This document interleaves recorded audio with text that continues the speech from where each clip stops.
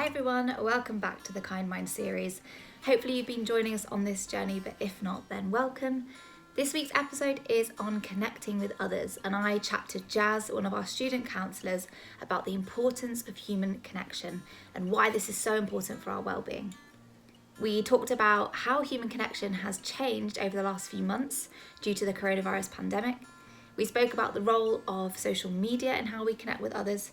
And Jazz gives us loads of tips and advice on how to strengthen our current human connections and how to build new ones. She also gives us tips on how to deal with conflict and how to communicate better with others. So there's loads to digest in this episode. Let's get going. Hi Jazz, welcome to the Kind Mind series. We're so grateful to have you here for this episode where we're talking about the importance of human connection. So to kickstart, do you mind giving us a bit of background information on this and how human connection plays a part in our well-being? Hi Jess, yes, it's lovely to see you. Thank you for being here today. Of course, I'm really looking forward to talking about this topic because I think it's so important and relevant to all of us, really. And so, firstly, we know that humans are inherently social creatures. So when we feel threatened or stressed or faced with uncertainty, naturally we turn to others as a source of security. And so as far back as we can trace, really, humans have thrived and survived in social groups. Neuroscience also suggests that we are hardwired to interact and connect with others. And furthermore, studies show that social connection can lower anxiety and depression, help us regulate our emotions, lead to higher self-esteem and empathy, and actually improve our immune systems. So really, by neglecting our need to connect, we put our health at risk. Yeah, wow.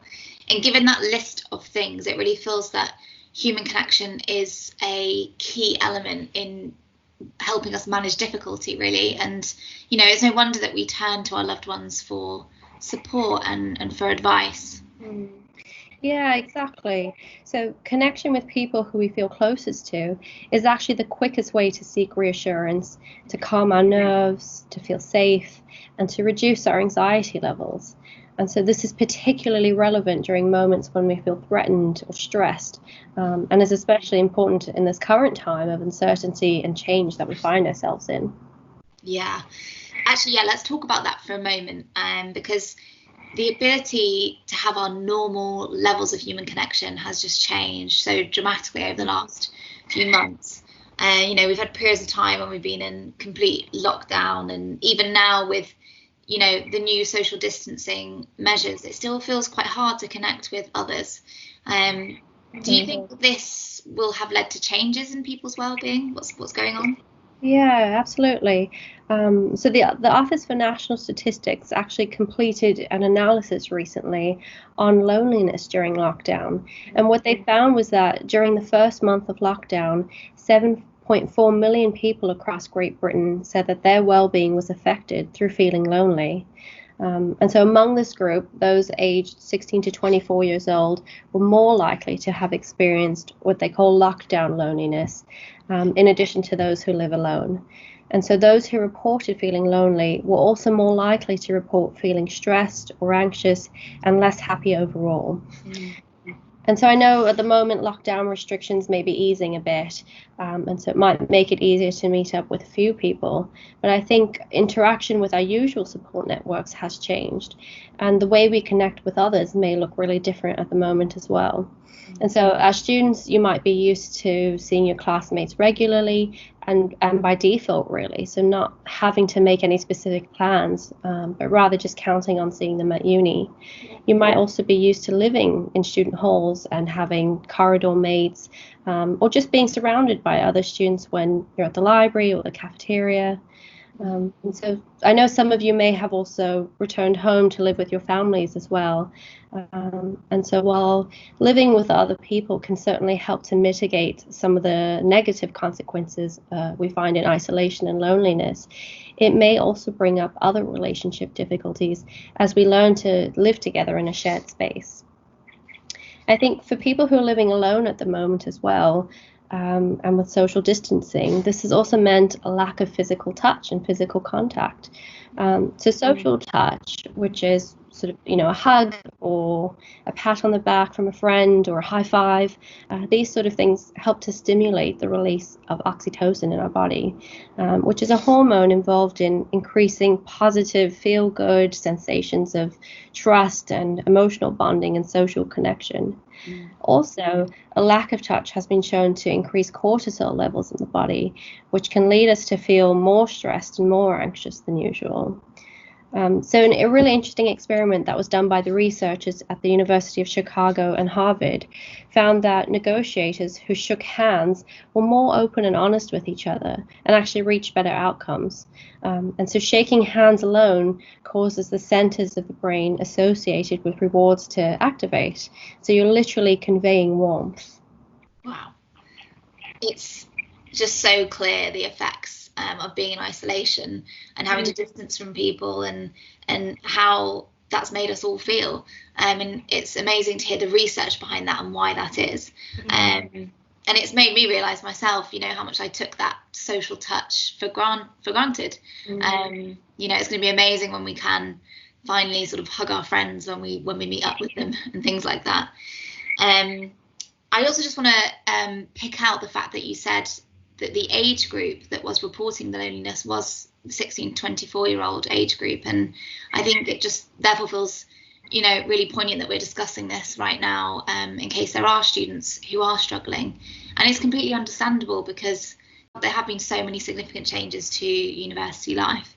I did want to raise the effect of social media, the role that might have to play in all of this. We all use it so much for connecting with others.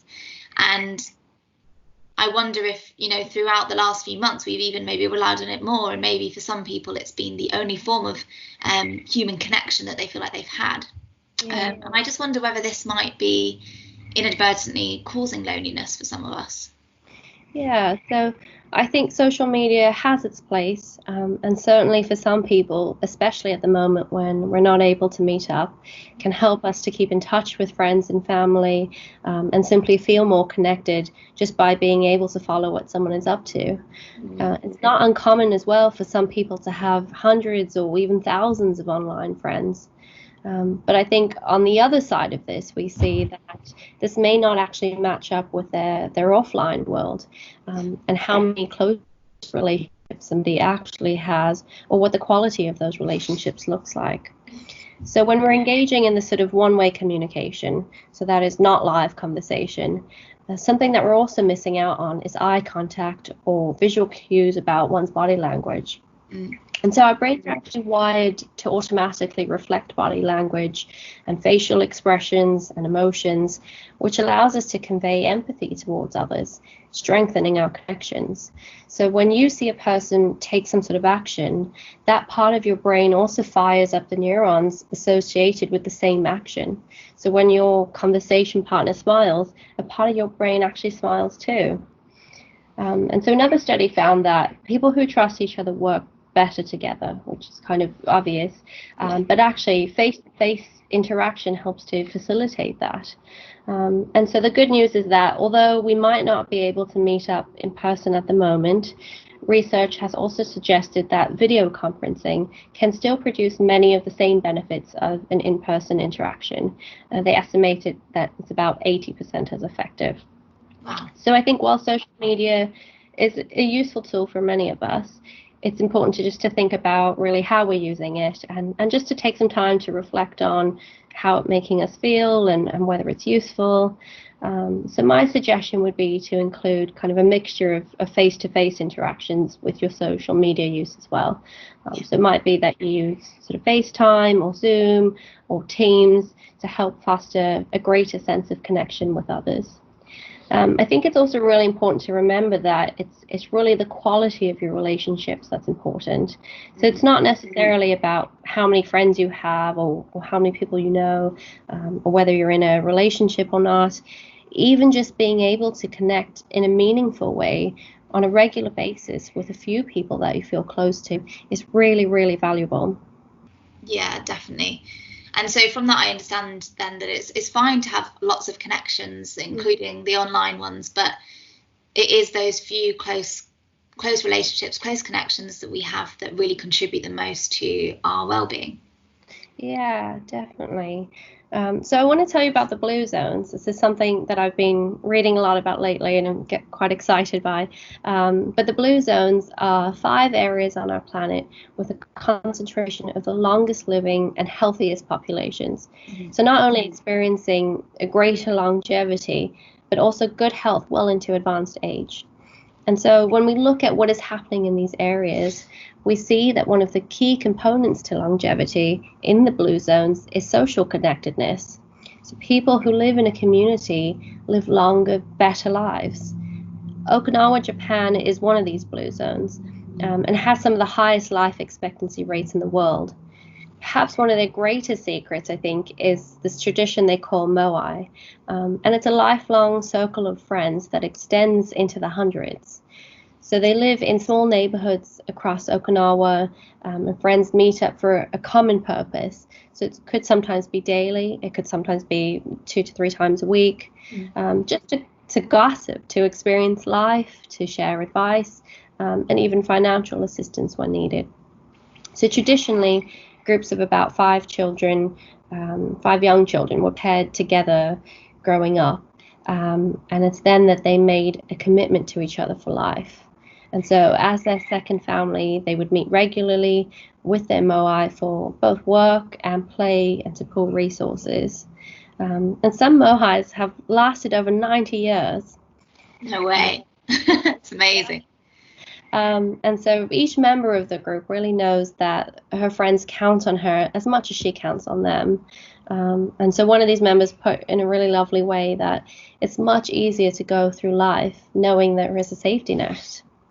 Yeah, that is a really, really lovely way of putting it. And it's just so interesting. And it sort of takes me back to one of your earlier comments about how social connectedness can improve our immune systems. You know, it's amazing that these individuals are living into their hundreds, you said, and that they found the fact that research found social connectedness was a big factor to do with this is just fascinating. And I also found it interesting, you said they were sort of put together or paired up and as they were young children, and I would imagine that they didn't have much in common, or if you're just sort of put together, it's not necessarily people you would choose, but just the fact that over the course of a lifetime that they had that commitment to one another, meeting regularly, showing up for one another and just doing life together, that ultimately that's what built the strong connections. Thank you for sharing that. And what do you think we could take away from that could help us connect with others in our own lives? Yeah, so I think what we can learn from this really is the value in having even a few close people we feel we can really count on and making the effort to connect with them regularly. And so for us, it might mean setting up weekly Zoom calls with a group of friends where we just sort of check in on each other and share how we're feeling, maybe exchange ideas or discuss common interests. And so if someone doesn't show up to the group as well, I think it's important that we call them and just kind of check up as well. Because it's important to know that we are needed and that we have a responsibility to the group, as this helps to generate feelings of purpose and community. You might also want to visit with neighbors from a distance, so maybe over the fence or across balconies, or maybe it's even just spending meaningful time with the people that you live with. Yeah. And it sort of actually reminds me of something that Claire, our head of service, was talking about in another one of our videos about the importance of showing up for people and, that developing a really strong sense of community where that others would show up for you as well. And it also just feels like it doesn't have to be huge things. As you said, it could just be, speaking to a neighbour over the fence, or it can be a simple text or just a cup of tea or leaving a note for someone. Those kind of things. Yeah, definitely. So, and connecting with others can look really different for each person as well. So some of us may find it easier to open up to people than others, while some of us might find meeting new people quite daunting or just feel nervous about returning to regular social interactions. And so if you're not sure where to start in finding a meaningful connection, that's okay. Yeah, definitely. And so given that the way we connect can look different, I'd be interested to know if there are any sort of key markers or key things that we would recognize when we are feeling connected to someone that, we can all relate to? Yeah, so I think it's important to remember that a meaningful connection is really a two-way street. And so both parties are getting something from the relationship. There's a sort of exchange happening and a shared meaning that is being created. And so just watching someone's Instagram story or liking someone's post isn't necessarily establishing a meaningful connection. And the next thing is that you're in the moment. So you're having a shared experience with someone. And when we're connecting with someone, we're less likely to be thinking about our past struggles or worrying about the future. The next thing I think is that you're just being yourself. And so human connection only works if there is honesty. You'll never truly feel connected with someone if you aren't being you. So it's important that these connections are genuine and something that you are genuinely interested in fostering. And the next thing is that you feel open, whether you feel good or not. And so connecting with others isn't always about feeling good. Trusting someone enough to share a difficult experience or a sad experience can be a really powerful way of connecting as well. And so it's likely that the person that you call when you're having, when you have exciting news that you just can't wait to share, is probably also the same person that you call when you're having a bad day or feeling upset. And the next thing on connection is just that you feel empathy and kindness for the other person. And so human connection is about caring for each other's needs and feelings. So criticism or judgment or anger can really close us down to connection. Sure, we might feel connected, laughing with others about somebody else, but often afterwards there's a hollow feeling, which shows us that this is not true connection. And the last thing I'll say is that really a sense of trust exists between you and the other person. And this trust can exist even between two strangers. So, for example, allowing someone to help you with your suitcase up a set of stairs shows that you trust them. So in that moment, you're experiencing human connection.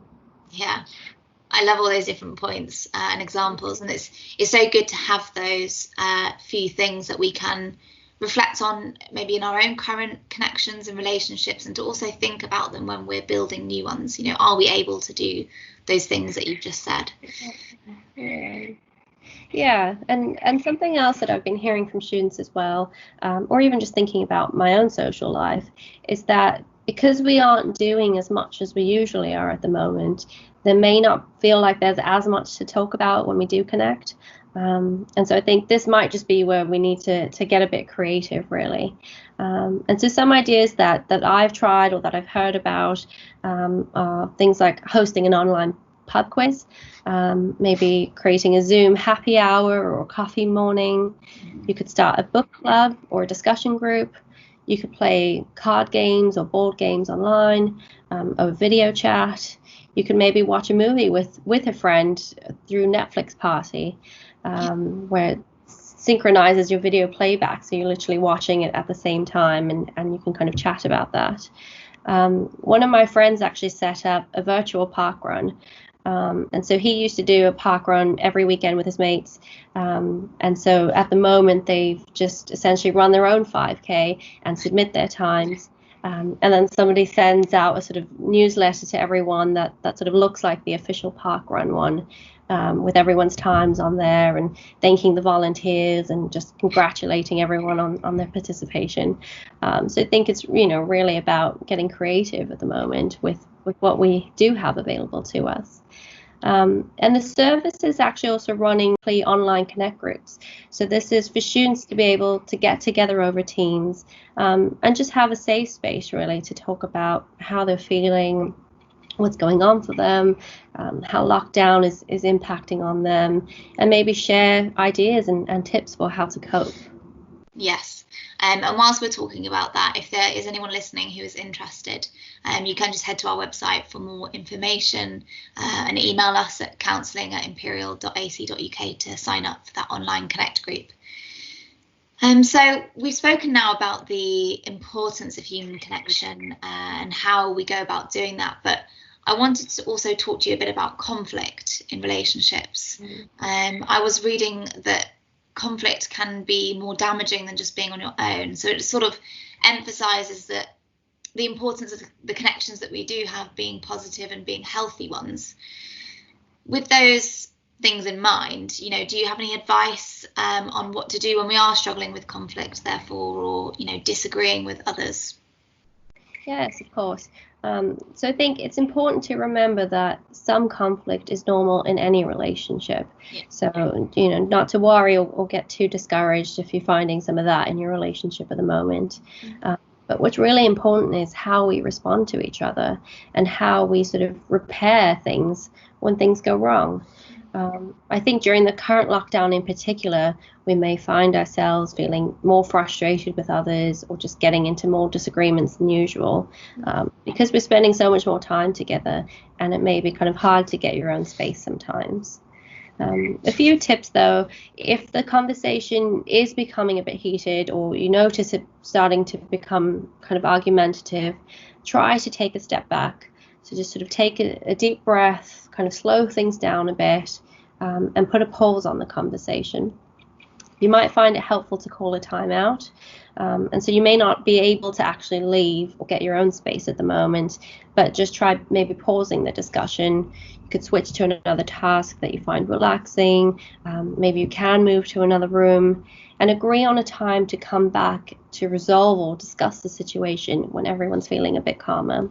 It can be helpful to have a plan in place to call for this break when needed, rather than it just seeming like someone's gotten up and walked off and during the conversation. Be sure that you do return though, and remember that there may not be practical solutions to some problems at the moment. So some problems will not be resolved just by making your point. If it becomes clear that the two of you won't agree, focus on a resolution instead. So is it possible to maybe make a compromise that might benefit both of you in the meantime? Yeah. Another thing I'd suggest is really to try and focus on the problem and not the person.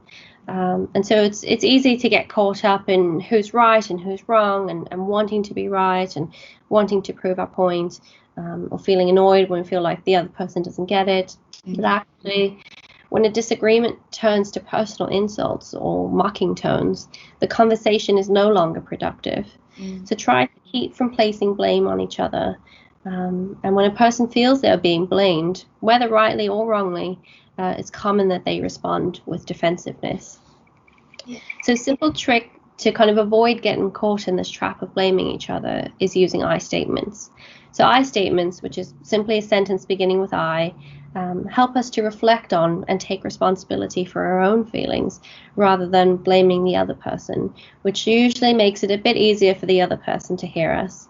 So usually a sentence that begins with you is going to attribute some sort of blame, or it'll sound like that. So you never do this, you always do that, is likely to make the other person feel a bit criticized or defensive. So the general formula for I statements is I feel blank when blank. And you could add it would be helpful if, or I would like if blank. And so the key point there is that we want to follow I feel by an emotion word. So I feel angry, I feel sad, I feel lonely or worried, not I feel that you do this. So just sort of be careful not to get caught in that. So when we use this formula, you still get to get your point across, but in a way that's much softer and that the other person is able to take in without becoming as defensive. Yeah, really helpful tips there for communicating better in conflict. And I guess as we are still quite confined to our homes and those that we live with, do you have any tips for managing relationships and connections here? Yeah, definitely. So I know some of you may have returned home and living with your families. Others of you may have chosen to combine households with friends or with partners. And so it sometimes can be difficult to negotiate how we share the space and to get along all the time. So a few tips for living together. I think continue to do some things independently. So it might be that you go for your daily walk alone sometimes, or spend time video chatting with your own friends. So just because you're in lockdown together doesn't mean you have to do everything together. Don't expect your family or your friends to be everything just because they're the only person that you physically see at the moment. So think about who else you can connect with. It might be friends or family or other colleagues or other students. And understand really that your partner, your family members will still need their personal space, and that this isn't because of something that you've done wrong. I think in saying that we should spend some time alone, it's also important to make a plan to spend some time together in a meaningful way.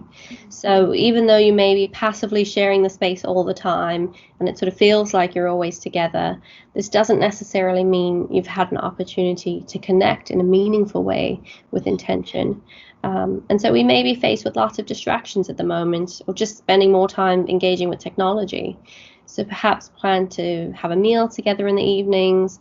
You could go on a walk together, have a board game night, watch a film together, cook or bake, and perhaps try something new together. So maybe it's a virtual class online, or a workout challenge. So I think lockdown has given us the opportunity to spend so much more time with each other than before. So maybe just take this opportunity to catch up with the people that you live with, and find out what they've been working on, or how they're doing, because this is time that we might not always get otherwise. I think lastly, make sure to give yourself breaks as well, and prioritize yourself as needed. So if it becomes too much, you might just have to kind of step back for a bit and give yourself a bit of space. And this may mean setting boundaries or having to say no sometimes. And I know saying no can be difficult for a lot of us. It might bring up feelings of guilt, or we worry about conflict. But putting yourself first doesn't mean that you're selfish or that you don't care about others. And actually, it allows you much needed time just to sort of re-energize, so that you don't become burnt out or irritable with other people. And actually, you can continue to show up for those relationships. So I think it's really, really important that we take some time at the moment just to also look after ourselves as well. Yeah. And I think it's great to really emphasize that point that you mentioned about the importance of meaningful connection. And there is a difference there from sort of sharing a space with the people we're living with and actually intentionally connecting with them and spending that quality time together. As we draw this episode to a close, I do want to ask, on behalf of anyone listening who, might be feeling that they don't have these type of strong connections, or perhaps they want to try and build some, create some new ones. Can we give them any suggestions or advice on how to be building these? Yeah, definitely. So I think what's important is finding something that works for you, something that you'll enjoy, or that really fits with you. But some ideas are maybe get involved in a team sport or an exercise class. So you don't have to be good at it. It could be something brand new to you. But there are groups out there for all levels. It could be that you speak to someone new today, perhaps somebody off your course that you've not spoken to in a while. Visit a friend or a family member who needs support or company. You could volunteer at a local community group or hospital or local service, and you'll likely find people there with shared interests and values. It may be hard at the moment with the COVID restrictions, but there are specific services that definitely need help and volunteers right now. So this could be delivering food or medications to the elderly or the vulnerable, for example. And maybe research a meetup group in your area that's relevant to your interests. So it could be a book club or a craft group or a walking group. And some of these might be meeting online at the moment as well. Yeah, really great ideas. And I think just to mention again about the online support group, Online Connect, that we spoke about earlier, that's another really great thing to do if you are wanting to try and build connections with people. And though it can be really daunting building new connections, I think we have to remember that others are likely to feel the same. Ultimately, we're all looking for human connection. Yeah. And I do also just want to add, if anyone's listening and there have been some difficult things coming up for you, then do come and chat to one of our student counsellors. They'd be very willing to help you explore some of these things and to support you. So you can refer into the service via our website. So whether it's strengthening your current human connections or building new ones, I hope the chat was helpful to you if you're watching this. And thank you so much, Giles, for sharing your knowledge with us and helping us understand the importance of connecting with others. Yeah, thank you so much for having me here today. I hope it was helpful. Yes, really was. Thank you.